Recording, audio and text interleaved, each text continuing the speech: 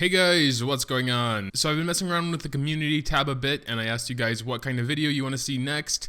And out of 4 answers, a hero review was chosen 43% of the time, putting it far ahead of the rest. But the problem is the hero suggestions left in the comments were very mixed. I saw a lot of Celine, Annette, Aisha, and such, but when it came to the second most requested video type, guides, there was a pretty clear, desire. Team compositions. I was originally going to make this a more general team composition guide with more overall advice, but after writing the script, just the beginner part was quite long, so I think it would be better and a lot clearer to make separate videos for different stages of the game. Before we get started though, please do know that this is a very tough topic to make a guide on due to the massive amount of variety in the heroes and the content within King's Raid, so take everything I say here with a grain of salt. We're going to start with an early to mid-game team composition. This will be your starter team to get you through Chapter 6 and start dabbling in Chapter 7. This will be PvE oriented and you shouldn't care too much about arena super early on. Of course you should fight in arena and get as high as you can, but you shouldn't focus on a PvP oriented team right now. Since we're starting here, your 2-star, 3-star, and 5-star hero selectors will be a point to harp on a bit. Out of the 5 free heroes you get as a starting team, Frey should be the only one you'll really be raising right now. All of them are good, especially Claws, but if you want a good early to mid-game team, it's gonna have to be a magic focused one, and Claws is more for physical teams. Another point to mention real quick is unique weapons. Some people choose their heroes based on what their first few unique weapons are, but it does depend. If you get a unique weapon for like Bowdoin, you shouldn't get Bowdoin because of that. But if you get one for Luna, for example, then hell yeah, go for it. All unique weapons are not created equal, but as a general rule of thumb, your damage dealers hold the most importance as far as if they have their unique weapon or not. With that said, let's look at the 2-star hero selector. In almost all situations, with how the game currently is, you'll want Epis with your 2-star ticket. She's in such a good place at the moment and she's a fantastic DPS. The only reason you choose someone else is if you got a unique weapon for another good magic DPS like Luna, for example. In that case then you could decide to go for Kaula as your healer instead of Frey. The 3-star ticket is a little more complicated and it depends if you got Epis with a 2-star ticket. If so, you'll want someone to complement her. Many decide to go for Maria for her def reduction skills and tons of CC. It is a good, safe choice. If and when they update the tickets to include newer heroes, Priscilla would be a great choice as well. She may be a physical damage type, but she will buff your magic DPS while reducing both types of defense of the enemy if her skills are used in the right order. Some might argue that she doesn't provide enough CC like Maria does, but after playing on my alt account, I found out that CC is a bit overrated and you don't need quite as much as Maria provides. Most tanks and healers do have some CC, at least enough to interrupt really dangerous skills the enemy may cast. P.S. I apologize, I write very differently than I speak naturally, so this sounds kinda awkward. Reading off of this now. So if you didn't get Epis with a 2-star ticket, then you'll get the magic DPS hero you have the unique weapon for with your 3-star ticket. Now the 5-star hero will come down to a bit of controversy because I am going to recommend Jane here. I know there's a lot of mixed opinions about Jane, many calling her a noob trap, but I disagree. Sure, she doesn't offer that much utility, but she is very beginner friendly. She's worth investing in if that means faster beginning progression. She may not be worth it though if you choose to go with Priscilla as your sub DPS, since Jane's magic amp will only affect your DPS and it wouldn't stack on top of Maria's, since obviously she wouldn't be there. If you're going with Priscilla, you can keep Claws as your tank and swap out your healer with someone else. I'd recommend Lias in this case. After all that said and done, there's 3 team comps that I recommend for good progression up until mid-game. The first one is for when you don't get any useful unique weapons by the time you pick your heroes, which is probably going to be the majority of players to be honest, and this team would be Jane, Epis, Maria, and Frey. This is probably the most common, safest, and perhaps best starter team now. Epis wasn't very popular, so she was usually Aisha instead, but with the recent solo time changes, Aisha is no longer on top when it comes to magic DPS. Epis also does have a bit more AoE than Aisha does, which is important in a lot of PvE content. The second team is if you did or can get a unique weapon for a good magic DPS in a short amount of time. And that team would be Jane, Kaula, Maria, and of course the DPS.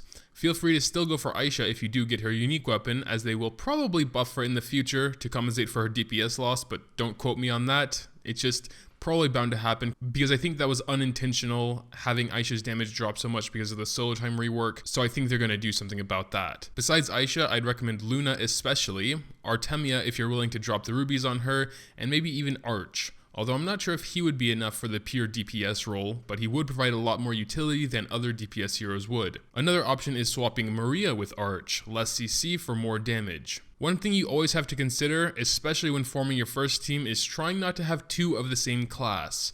So if you're going for Aisha as your main DPS, then having Arch as a sub DPS would be a good idea. And if you're going for Luna as a main DPS, then Maria would fit right in. And the final team considers that Priscilla is available in the selectors or you're willing to buy her.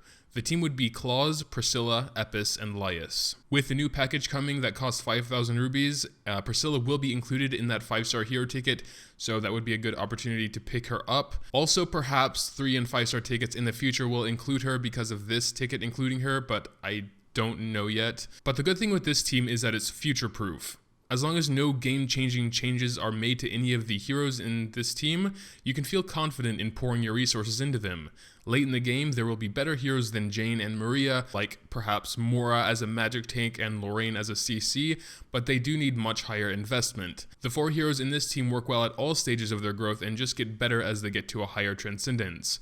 You may have a slightly harder and slower time with a mixed team like this, but if you feel that it's worth the trade-off, then go for it. And that's pretty much the best I can advise. I could look at 10 different week-old accounts and give different advice for hero selections based on the unique weapons they have available to them, the heroes they already have, and where they're currently at in the game.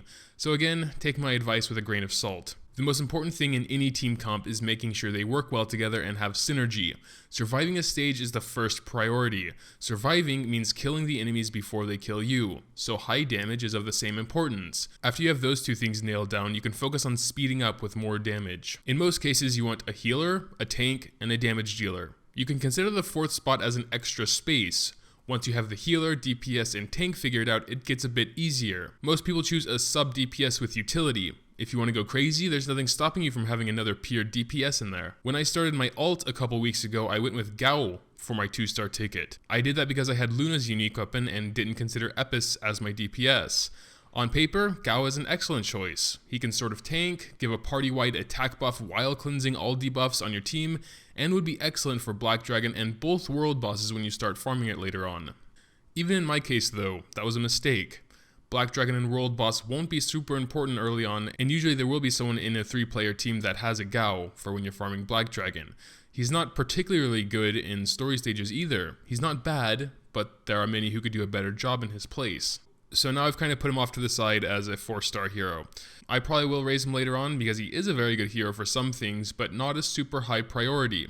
I could have gotten Kaula, but I was adamant about raising Frey this time around because I love her bubble. Like with everyone, there's going to be areas where Kaula is better and areas where Frey is better. Kaula can give a nice offensive buff though, and good CC with a low cooldown as well as very strong AoE heals. When the 15th rolls around and we get to buy that Christmas pack for 5k rubies, I'm going to pick up Priscilla on my alt, and my team then would be Jane, Priscilla, Luna, and Frey. This is a bit contradicting to what I said earlier about going with Claus if you're taking Priscilla, but I hadn't heard about this pack until Jane was already T1 and a much higher level than Claus. Even so, I think it'll work out just fine. It is a team that will focus very heavily on my DPS Luna. Jane at T2 will first make every enemy on the field take 45% more damage. Combining the experienced fighter perk with her mark of death, Priscilla will initiate the co-op state, giving Luna a huge attack buff. Priscilla will then further reduce the enemy's defense with her turbulent dance while pulling them all together. Frey will then bubble everyone up to ensure Luna doesn't get interrupted, and finally, Luna will drop her carrot on them all.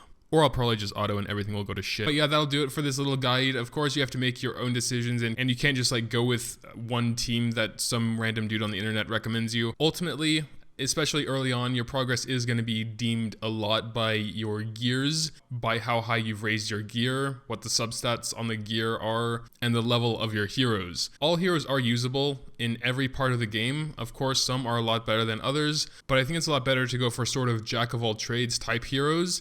So not Mitra, not Luisa, not Bowdoin, not Leo. Of course, you can pick up those specialized heroes once you have your core team finished, and maybe a second team, maybe for like World Boss or so. Then you can start dabbling in the more niche heroes, like Mitra for single target DPS, or Bao and or Leo for Arena. Another option is just not getting any heroes and just raising your starter team. Because like I saw a dude the other day on YouTube, he cleared the Hell Mode Roy stage with the starter team. So I mean, come on, man, there must be something to it. Don't actually take that seriously. I know Roy needs a lot of investment, and probably the others do as well. Maybe except Frey. And that's why I recommend sticking with her if you're going to stick with any of the starter team. Also Claus. Claus is very good, but when you're going for a magic team, of course Jane will help your DPS more than Claus would. But yeah, that'll do it. Make sure to drop a comment down below if you have any questions or concerns, or if you happen to disagree or whatever and you want to give your own opinions on it. Feel free to drop that down there. Leaving a like down there as well would be greatly appreciated if you did happen to enjoy. Thanks, as always, for watching, and until next time.